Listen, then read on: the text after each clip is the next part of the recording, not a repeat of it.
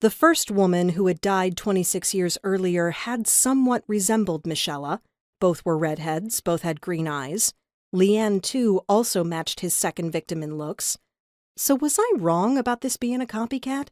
Was this Lemuel St. Martin reliving his past, but with a new twist? Had he spent the last 26 years planning to recreate the chaos he'd caused back then? Had he gotten smarter about his kills? Before, he'd chosen women society didn't much care about. It had taken 4 murders before the cops back then even started warning women about the serial killer, or for it to even make the news. I recalled Mom being worried at the time, considering she was in the same profession as these women being killed, and she had tried to screen her Johns, obviously not well enough, considering Lemuel had found his way into our home and murdered her. I remembered her warning me and Stephen to make sure we locked the door with both locks. She had also been returning home earlier in the day, not wanting to be out on the street after dark. The night of her death, she'd come home at about 5. She'd told us she had a client coming at 6, and for us to stay in our rooms and not come out or show ourselves, since he didn't know about us. I'd thought it was one of her regulars. She didn't normally invite clients to our home unless they were. Looking back now, I wondered if Lemuel had somehow made Mom think he was somebody else when he'd set up the meet with her. The facts seemed to support my reasoning, and if that was the case, I wondered if he was doing the same now. He'd obviously pretended to be Hunter Malone for Leanne. That was how he'd gained access to her. It made sense that if it had worked in the past, it would work today.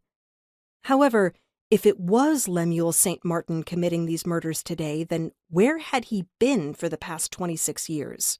He hadn't been incarcerated anywhere. I'd checked that to be sure. A killer like him didn't generally quit killing. Normally they escalated, the need to kill driving them to find new victims. So why hadn't he escalated? Sure, the cops were onto him, at least here in LA, but that didn't mean he couldn't have gone elsewhere and continued his killing spree.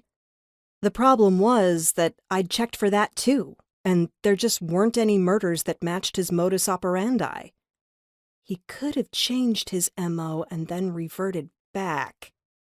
My mind played devil's advocate, but my gut was telling me that that wasn't what was going on. At the end of the day, I hadn't really come to any conclusions or gotten anywhere close to catching this guy. With a heavy heart, I headed home, hoping I'd catch a break tomorrow. I slid a frozen dinner into the microwave and then poured myself a glass of wine. I decided I was going to spend the evening relaxing with a book on my tablet, but while I waited for my meal to heat up, I logged into my personal email. I wasn't expecting anything. I usually only logged in and cleared it out about once a week, but it had been longer than that since I'd checked it. I started deleting all the stupid spam mail, then paused as one caught my eye. It wasn't spam. It was from someone calling themselves Face Flayer. A chill went down my spine. I hesitated, my finger hovering over the email as I read the subject line. "Do you like my work?